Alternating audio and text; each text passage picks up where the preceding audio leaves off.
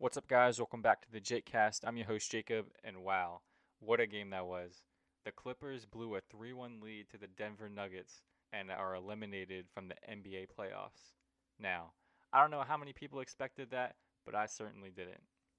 We knew all season that the Clippers never fully gelled together or didn't have 100% chemistry, but even still, with Kawhi Leonard, Paul George, a championship head coach with a more than capable supporting cast, they were unable to finish off the series and advance on to face the Lakers. Every NBA fan wanted to see the two LA teams go at it head to head, LeBron James and Anthony Davis versus Kawhi Leonard and Paul George, but we're not going to see that. The Los Angeles Clippers might have just pulled off the biggest choke job in NBA history. Yeah, Golden State blew a 3-1 lead to the Cavaliers in the 2016 finals, but a lot of different things had to happen to ensure Cleveland could pull off the comeback. Draymond Green was suspended in Game 5, Andrew Bogut missed significant time in the series, and Game 7 was a dogfight to the end of the game. And in this series, there was none of that. There was no player getting suspended or significant player missing time because of injury. Game 5, 6, and 7 were not even close. And the Clippers, being what most people thought the favorite to win the NBA Finals, going out in the second round like this, is a huge blow to Kawhi Leonard, Paul George, Doc Rivers, and the entire Clippers organization. The Clippers traded away their future to bring in Paul George to complement Kawhi Leonard, and this is what they get in return. Playoff P was in full effect last night, shooting 4 of 16, 2 of 11 from 3, and missing many defensive assignments.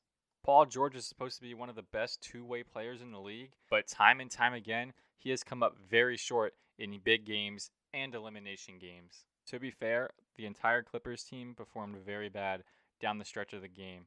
The Clippers only made 2 baskets in the first 7 to 8 minutes of the fourth quarter. That's your NBA champion? That's your pick to win the NBA Finals? Putting up 4 points in 8 minutes in the fourth quarter of a Game 7 in the second round against the Denver Nuggets? To be fair, I want to big up the Denver Nuggets. Jamal Murray, Nikola Jokic, and their supporting cast really played lights out in Game 5, 6, and 7 to win the series.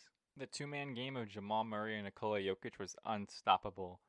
Jamal Murray was making every shot he took, and Nikola Jokic had a triple-double in 3 quarters. So how was Denver able to be this successful? Well, for starters, like I said, Jamal Murray was hitting every shot he put up. Faders, three-pointers, floaters, whatever he put up, it seemed like it was going down. And Nikola Jokic, that man, he is arguably the best center in the league right now after the performances that he's put on in the playoffs. Jokic doesn't look like your typical NBA star, but he sure has the skills to back it up. His vision, passing, playmaking is that of an elite NBA guard. And his rebounding and defense was on another level tonight. Montrezl Harrell, Marcus Morris, even Paul George wanted no part of Nikola Jokic. Especially in the second half, the Clippers started to double Jamal Murray every time he crossed half court and was initiating the offense. And then Nikola Jokic would set a screen, the Clippers would collapse on him, and Nikola Jokic's passing, playmaking, and vision, like I said, is that of an elite guard that it was just a mismatch every time. The Denver Nuggets were getting open shots based off this pick and roll set that Jamal Murray and Jokic were running in the third and fourth quarter that ultimately broke the game. The Clippers had the lead going into halftime, but Jamal Murray just kept Denver alive. Jamal Murray was hitting tough shot after tough shot driving into the paint that kept Denver alive because they were down in the first quarter and second quarter by I think at least 9 or 10. And a lot of people were saying, Denver's out of it. But we saw this in Game 6 and in Game 5. Denver turned it on in the second half, and they did that especially in Game 7. They were up at one point in the fourth quarter by 20.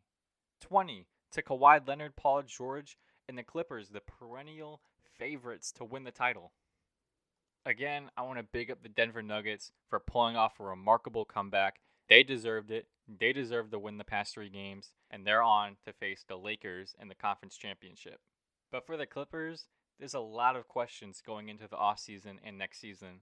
Both Kawhi Leonard and Paul George have player options in their contract after next season, could hit the free agency market.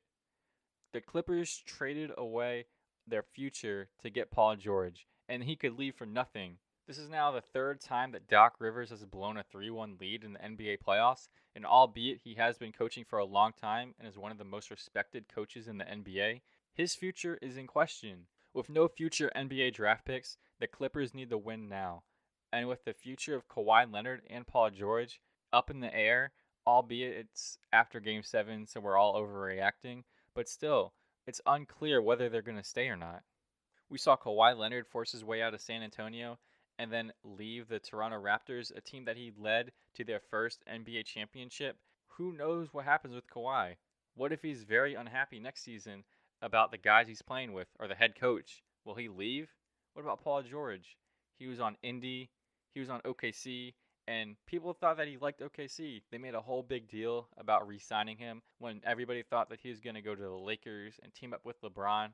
And then he kind of just forced his way out to go to the Clippers. What if he goes, man, I want to be on my own team. I don't want to be second fiddle anymore. I want to be the leader on my own team. And some team, some dumb team, will offer Paul George the max contract if he was to hit the free agency market. Clippers fans were throwing around the excuse that the team didn't play together a lot and they didn't have that much chemistry going into the bubble. Fine, okay, that's accurate. But why didn't they have enough chemistry? They played an entire season together. Even if they didn't play games, you're still practicing, you're still with your teammates the entire year. You're telling me you didn't build some sort of chemistry with your teammates? The Clippers are going to have to look themselves in the mirror and determine who they are. All throughout the playoffs and in the season, the Clippers had this tough guy persona with players like Patrick Beverley, Marcus Morris, Montrezl Harrell, heck, even Kawhi Leonard and maybe Paul George were considered dogs. But all of them shied away from the moment in Game 7. Nobody wanted the ball. Nobody wanted to take a shot. And if they did, it was a very bad miss. I think the only way people would forget about this or even forgive the Clippers if they were to go out next season and steamroll everybody and win the championship. That's what a tough guy is. That's what champions are made out of. We saw Virginia in the NCAA championship a couple years ago. They lost to UNBC, the first time a 1 seed in the NCAA tournament had lost to a 16 seed. The next season, they went on a tear and won the NCAA championship. So eventually, we'll see what the Clippers are made out of and if they can bounce back from this. But let's focus on the winners. The Denver Nuggets. Do they have a shot against the Lakers? I think they have a shot, but ultimately, I do think the Lakers will get by them in 6 games. Jamal Murray and Jokic have been a great story, and they are a great tandem going forward. Jamal Murray's 23, and Jokic is only 24. I thought he was a lot older than that. But they have a bright future ahead, and if Michael Porter develops into that third star, then watch out. I think the Nuggets could win this series because they do have a better supporting cast than the Lakers, and they've been playing more competitive games.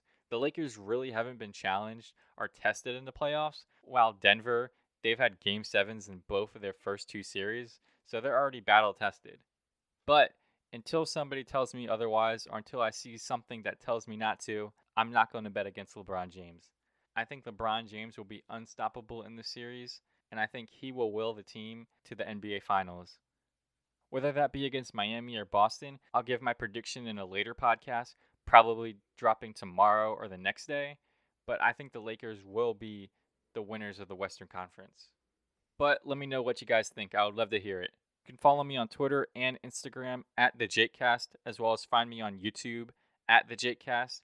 And be sure to check out my sports blog at www.thejakecast.com. I'll see you guys later. Peace.